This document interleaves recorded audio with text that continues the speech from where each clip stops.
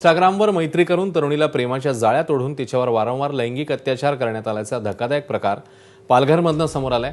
मात्र लव्ह जिहादचा प्रकार असल्याचा आरोप बजरंग दल आणि विश्व हिंदू परिषदेकडनं करण्यात आलाय।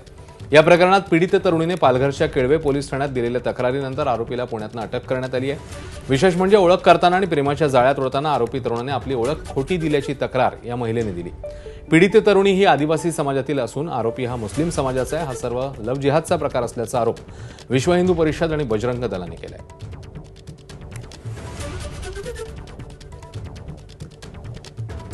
अगर इंस्टाग्राम यूज़ करते हो, जो भी इंस्टाग्राम आप लोग यूज़ करते हो, रील्स वगैरह छोड़ते हो, ठीक है। कुछ लड़के लोग हैं, कुछ आदमी लोग हैं जो फेक नाम से प्रोफाइल चलाते हैं और लड़की लोगों को अपने जाल में फंसाता है।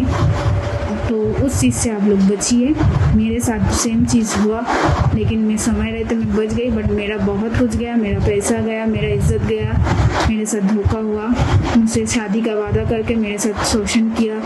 हाँ, मुझे बोला मैं रजिस्ट्री मैनेज करूँगा, सब कुछ करूँगा। मेरे साथ मंदिर में शादी किया, मेरे साथ सब कुछ किया। करने के बाद मुझे नहीं मालूम था कि वो इंसान शादीशुदा है, बट अभी मुझे पता चला, तो उसके बाद मैंने उनके ऊपर स्टेप लिया। आता बघा, ते नाव बदली करून ज्या प्रकारे त्यांनी मैत्री केली, अजय मस्के म्हणून त्यांनी जे नाव इंस्टाग्रामवर यूज करत होता आणि त्या माध्यमातून ते 5 महिन्यानंतर माहित पडला की हा मुलगा तर मुस्लिम आहे आणि त्याच्याकडून कमीत कमी 2.5 लाख रुपये ही त्यांनी उगाही केली व नंतर तिची बायको सुद्धा त्यामध्ये सामील झाली व ती म्हणते की तुझे फोटो आम्ही व्हायरल करू अथवा तू आम्हाला 2 लाख रुपये आणखीन दे।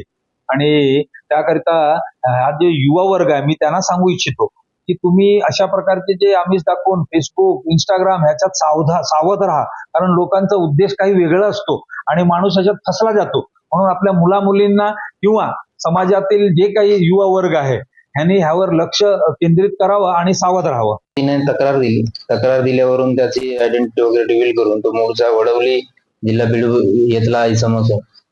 त्याचं टेक्निकल अनालिसिस वरून त्याचं लोकेशन्स काढून मग त्याला आम्ही पुण्यामधून छापडा रचून त्याला अरेस्ट केलेलं आहे। तुर्तास गुन्ह्याचा तपास चालू आहे। सध्याचा जो सदर प्रकार आहे, हा प्रकार काय आहे याबाबतचा सखोल तपास झाल्यानंतर याच्यात निष्पन्न कायदेशीर कारवाई करण्यात येईल। एबीपी माझा, उघडा डोळे बघा नीट।